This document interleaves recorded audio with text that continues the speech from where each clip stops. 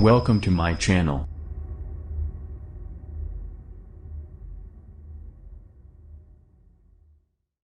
ByteDance plans Spotify competitor, music streaming to be integrated within TikTok. China's ByteDance is in talks with music labels for expanding its music streaming service globally to compete with industry leaders such as Spotify, the Wall Street Journal reported on Wednesday. The TikTok parent plans to eventually integrate music streaming within its short video service and scale it to serve as a major platform for distributing music globally, according to the report that cited people with knowledge of the discussions.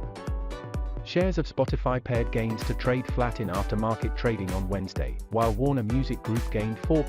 ByteDance did not immediately respond to a Reuters request for comment. The company had discussed in recent months launching its Resso music streaming service, currently available in India, Indonesia, and Brazil, in more than a dozen additional markets, but expansion to the US isn't immediately on the cards. According to the report, last week, Reuters reported that audio streaming service Spotify had acquired Kinzen, a firm that has helped it identify harmful content on the platform. The acquisition is part of Spotify's efforts to deal with harmful content on its service after a backlash earlier this year over the Joe Rogan Experience, in which the podcaster was accused of spreading misinformation about COVID-19. The Dublin-based firm has been working with Spotify since 2020, initially focusing on the integrity of election-related content around the world.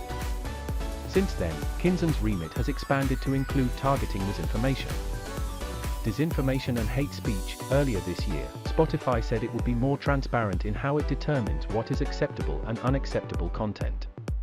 It published its platform rules for the first time in January. In June, it formed a safety advisory council to provide input on harmful content.